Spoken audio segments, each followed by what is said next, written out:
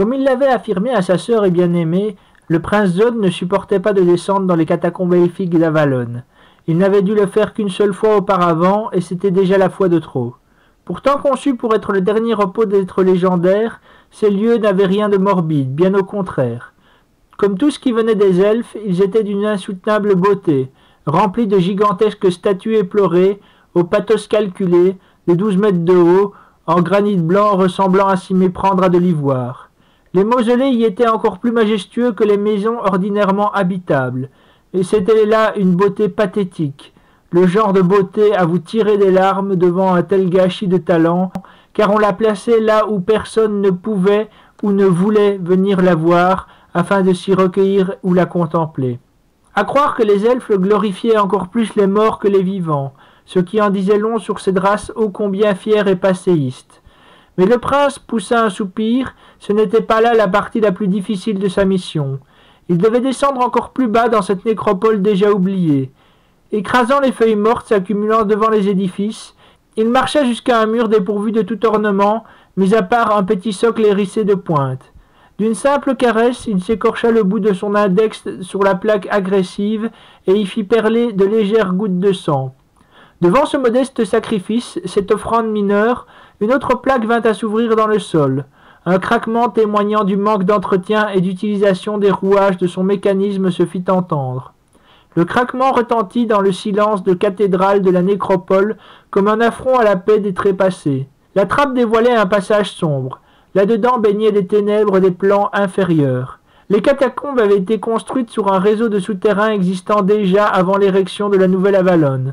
Les elfes avaient tenté de réaménager l'intérieur des souterrains à grands coups de statues et d'étançonnements rococo, mais seulement jusqu'à un certain stade. Ils avaient toujours abandonné leurs tentatives de travaux d'amélioration à cause des présences qui semblaient hanter les lieux et énoncer des insanités dans leur tête. Le prince Dod, lui, s'y engouffra avec prudence, car le moindre faux pas en dehors des parties non-elfiques pouvait faire de lui un repas d'une divinité obscène et oubliée ou le perdre sans espoir de retour dans les méandres d'un plan maléfique inconnu.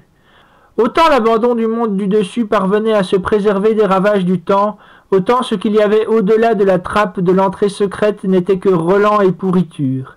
Arrivé au bout du terrain amélioré par les elfes, un panneau de bois moisi traînant au sol, à moitié rongé par une créature qui avait laissé la trace de son impressionnante dentition, indiquait « Abandon des travaux, rebrousser chemin ». Le prince, ravalant sa salive, monta ses mains en porte-voix et appela doucement car il désirait être entendu, mais pas trop. « Nambule !» Pas de réponse. Il savait pourtant que l'intéressé était au courant de son intrusion dans son domaine, ne serait-ce que grâce à tout le boucan inhabituel qu'avait déjà provoqué l'ouverture de la trappe et l'écho qu'il avait répété. Il sentit une petite ombre furtive de poupée courir entre les statues derrière lui. « Nambule, réponds-moi, je sais que tu m'entends !» Il eut alors un petit chointement s'apparentant à un rire sinistre, et une étrange forme de gargouille volante de la taille d'un bébé vint se poser sur une colonnade ébréchée et moussue. Ses yeux rougeoyaient dans le noir comme ceux d'un chat. « Tiens, voyez qui vient me rendre visite. Tu aurais dû me prévenir, prince, j'aurais préparé du thé et des gâteaux. Par contre, j'ai des champignons et de l'eau croupie, si cela te tente. » Croisant les bras sur son torse dans les ténèbres, le prince se campa dans la position de celui qui n'avait pas de temps à perdre en amabilité, ou ce que le petit diable considérait comme tel. « Je passe mon tour. J'ai pris le risque de venir jusqu'à toi afin de t'offrir la rédemption, ou du moins une liberté partielle. Pour cela, je ne te demande que de chaperonner un homme à l'extérieur d'Avalon et de veiller à ce qu'il ne lui arrive rien. » À nouveau, le rire chointement, mais cette fois, ce dernier sonnait comme forcé. « C'est comique que tu me parles de liberté, étant donné que tu es tout autant prisonnier à Avalon que je ne le suis dans ces catacombes. Ton sang ne bout-il pas toujours à l'idée de partir à l'aventure ?» Flottant autour de son interlocuteur, il se mit à renifler sa nuque comme s'il était un chien vampirique. « Mais oui, je le sens d'ici, ce parfum rance d'aventure refoulée. Malheureusement, tu ne peux te résoudre à suivre tes instincts, car ton aventure à toi s'est terminée il y a déjà bien longtemps. » Les souvenirs des terres cendrées de son enfance, désormais lointaines, revinrent au prince avec émoi, et il se fit violence pour ne rien en laisser paraître. Tu adores cette situation, n'est-ce pas? Comme un reptile, la petite créature se mit à ramper au plafond pour se placer au-dessus du prince, qui ne lui fit même pas le plaisir de lever la tête. Voir les tiens se fendre d'une courbette devant moi pour que je leur rende service? Je l'avoue, c'est délectable. Mais qu'espériez-vous donc, maudits que vous êtes? Maudits elfes, vous m'avez ôté jusqu'à mon identité. Je ne suis pas un elfe et je ne parle qu'en mon nom et pas en celui des autres. Je n'étais pas présent le jour de ta damnation, mais je crois comprendre que ton apparence est désormais en adéquation avec le reflet de ton âme. Ils ne m'ont même pas laissé mon sexe. Quand on sait à quoi il te servait, c'est pour un mieux, n'est-ce pas? Un bruit guttural se fit alors entendre au loin, au fond du couloir. Le Nambule, toujours dans l'ombre, put distinguer un frémissement imperceptible chez le prince Zod. Il était visiblement mal à l'aise. « Tu n'aimes pas être ici, n'est-ce pas? Pour cause, ils sont beaucoup à te détester ici-bas. Ta personne, ta jolie frimousse, ta pureté, ton écœurant sens moral, si l'un d'eux t'attrapait, te torturait, te pervertissait, se servait de ta peau comme un déguisement, il pourrait, en remontant à la surface, réduire à néant des éons d'efforts de béatitude stérile et de bien-pensance. Je ne suis pas venu jusqu'ici pour jouer à ce petit jeu sadique. Tu vas nous aider, oui ou non? Ça ne me dérange pas de te laisser là et de te laisser à tes ténèbres et à ton amertume pour les prochains millénaires à venir. Le Nambule eut un sourire las. Il sentait qu'il ne pourrait jamais mener le jeu à la défaveur du prince Zod, qui avait beaucoup trop de bonnes cartes en main pour se coucher. « Ah, je suppose que c'est le mieux que tu puisses faire en termes d'excuses ou de demandes polies. Bien, je vais réfléchir à votre proposition. Ce n'est pas toute la nuit. Tu acceptes, oui ou non? » Je n'ai pas dit oui, je n'ai pas dit non. L'offre est non négociable. Pour une fois que tu as l'occasion d'être utile à quelqu'un, le départ de l'étranger se fera demain à l'aube. Ça te laisse un peu moins de 5 heures pour te décider. Nous laisserons la trappe extérieure ouverte durant ce laps de temps, pas une minute de plus. Nous ne pouvons pas prendre le risque qu'autre chose plus dangereux que toi ne sorte d'ici. Et une dernière chose, si tu choisis la liberté, ce sera uniquement pour être lié jusqu'à la mort à l'étranger. Un manquement à cette règle et on te retéléporte automatiquement ici, où que tu sois dans Paradigme. Jusqu'à sa mort, tu dis? Dans l'éventualité où j'accepte de veiller sur votre agneau, et qu'un jour la liberté me lasse, je tiens à ce qu'il soit stipulé dans mon contrat que, s'il m'en prend l'envie, je pourrais lui trancher la gorge comme je déplume une fleur de tulipas, sans qu'il ne m'arrive rien de plus fâcheux en représailles qu'un nouveau bannissement ici. Fais comme bon te semble, je n'ai pas de précision claire au sujet de la suite. Ça pourrait s'avérer être une excursion intéressante. Bien, retourne à tes maîtres, jeune chiot. Dis-leur que le message a été bien transmis.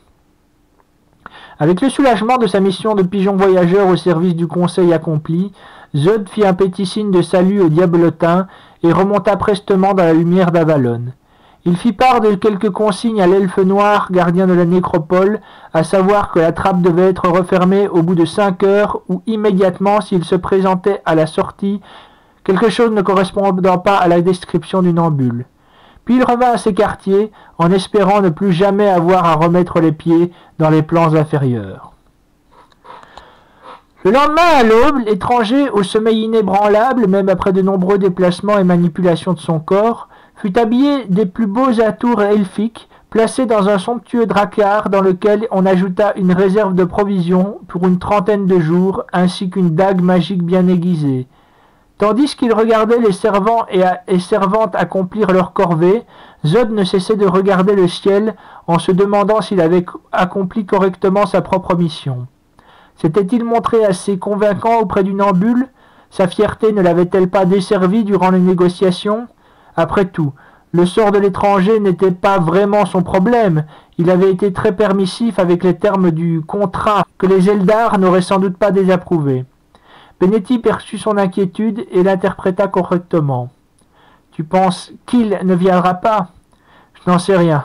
Ce serait bien son genre de se désister au dernier moment juste pour me faire perdre la face auprès des Eldar. » Une fois tout mis en place, et là d'attendre le bon vouloir de la gargouille écarlate, Zod repoussa doucement le Drakkar dans l'eau des rives brumeuses d'Avalon, dans lequel ce dernier s'enfonça de façon lente et cérémonieuse. Le prince Zod serra Benetti contre son torse en voyant l'embarcation commencer à se conduire d'elle-même et murmura un « Bonne chance, étranger, accomplis ta destinée et reviens-nous vite ». Ces paroles, comme arrachées sous la torture, firent sourire la princesse Benetti, qui reconnaissait là la bonté pudique de son frère amant.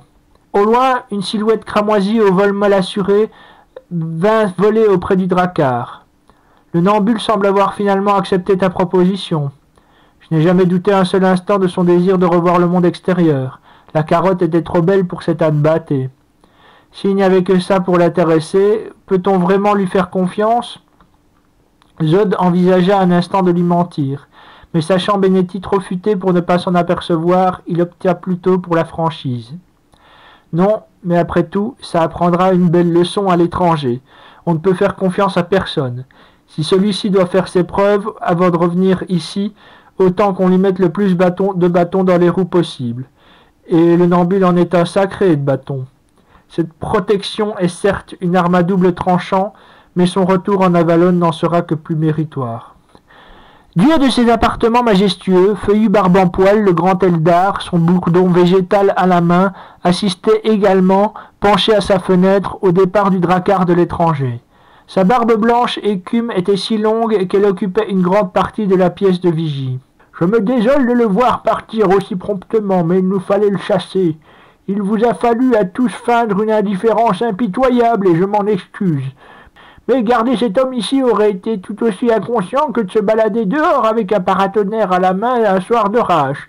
Nous nous devions de préserver les derniers lambeaux de paix en Avalon tant que nous le pouvions. » Olas, un des anciens Eldar, approuva en se courbant cérémonieusement devant le vénérable. Ce fut dur de passer ainsi pour les méchants auprès du prince Zod et de sa femme. Feuillu Barbe-en-Poil se retourna afin de contempler Olas, souleva un sourcil sarcastique avant de se pencher à nouveau vers la fenêtre. « Oh l'enfer, Olas, vous n'étiez que trop heureux d'accomplir mes ordres et de vous en débarrasser. »« Certes, grand Eldar, tu es vraiment un failleux de première, Olas. »« Certes, grand Eldar. » Merci de votre écoute et si vous avez apprécié cette lecture, n'hésitez pas à vous abonner à ma chaîne en activant la petite cloche afin de recevoir toutes les notifications de nouveaux épisodes de Paradigme. N'hésitez pas non plus à visiter ma boutique lulu.com ainsi que les pages DeviantArt afin de découvrir mes autres travaux. Merci, à une prochaine.